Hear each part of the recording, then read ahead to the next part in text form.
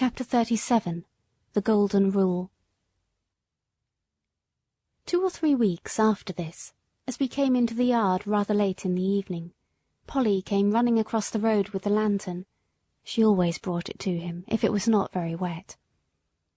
"It has all come right, Jerry. Mrs. Briggs sent her servant this afternoon to ask you to take her out tomorrow at 11 o'clock. I said, yes, I thought so, but we supposed she employed someone else now." "Well," said he, "the real fact is, Master was put out because Mr. Barker refused to come on Sundays, and he has been trying other cabs, but there's something wrong with them all. Some drive too fast, and some too slow, and the mistress says there is not one of them so nice and clean as yours, and nothing will suit her but Mr. Barker's cab again." Polly was almost out of breath, and Jerry broke out into a merry laugh. "'Twill all come right some day or night. You were right, my dear. You generally are. Run in and get the supper, and I'll have Jack's harness off and make him snug and happy in no time." After this, Mrs. Briggs wanted Jerry's cab quite as often as before, never, however, on a Sunday. But there came a day when we had Sunday work, and this was how it happened. We had all come home on the Saturday night very tired, and very glad to think that the next day would be all rest, but so it was not to be. On Sunday morning, Jerry was cleaning me in the yard, when Polly stepped up to him, looking very full of something. "What is it?" said Jerry. "Well, my dear," she said, "poor Dinah Brown has just had a letter brought to say that her mother is dangerously ill, and that she must go directly if she wishes to see her alive. The place is more than 10 miles away from here, out in the country, and she says if she takes the train she should still have 4 miles to walk. And so weak as she is, and the baby only 4 weeks old, of course that would be impossible. And she wants to know if you would take her in your cab, and she promises to pay you faithfully, as she can get the money." "Tut, tut, we'll see about that. It was not the money I was thinking about, but of losing our Sunday. The horses are tired, and I am tired too. That's where it pinches." "It pinches all round, for that matter," said Polly, "for it's only half Sunday without you.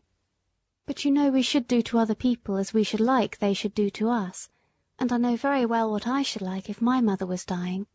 And, Jerry dear, I'm sure it won't break the Sabbath, for if pulling a poor beast or donkey out of a pit would not spoil it, I'm quite sure taking poor Dinah would not do it." "Why, Polly, you are as good as the minister. And so, as I've had my Sunday morning sermon early to-day, you may go and tell Dinah that I'll be ready for her as the clock strikes 10. But stop, just step round to Butcher Braden's with my compliments, and ask him if he would lend me his light trap. I know he never uses it on the Sunday, and it would make a wonderful difference to the horse." Away she went, and soon returned, saying that he could have the trap and welcome. "All right," said he. "Now put me up a bit of bread and cheese, and I'll be back in the afternoon as soon as I can." "And I'll have the meat pie ready for an early tea instead of for dinner," said Polly, and away she went, while he made his preparations to the tune of "Polly's the Woman and no mistake," of which tune he was very fond. I was selected, and at 10 o'clock we started, in a light high-wheeled gig, which ran so easily that after the 4-wheeled cab it seemed like nothing. It was a fine May day, and as soon as we were out of the town, the sweet air, the smell of the fresh grass, and the soft country roads were as pleasant as they used to be in the old times, and I soon began to feel quite fresh. Dinah's family lived in a small farmhouse up a green lane, close by a meadow with some fine shady trees. There were 2 cows feeding in it.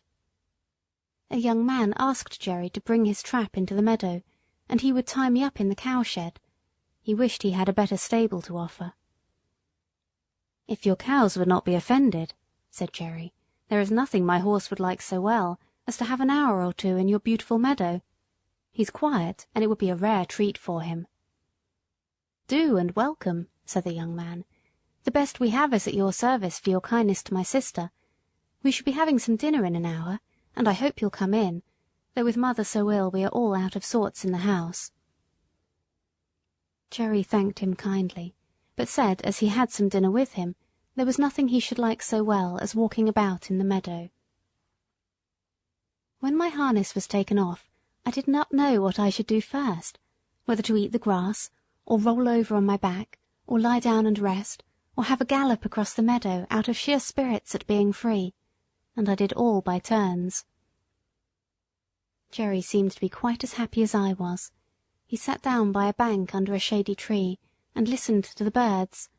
Then he sang himself, and read out of the little brown book he is so fond of, then wandered around the meadow, and down by a little brook, where he picked the flowers and the hawthorn, and tied them up with long sprays of ivy.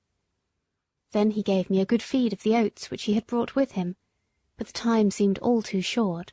I had not been in a field since I left poor Ginger at Earlshall.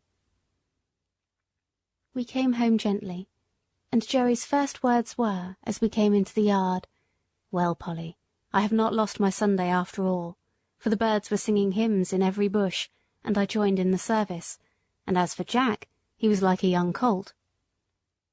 When he handed Dolly the flowers, she jumped about for joy. End of Chapter 37.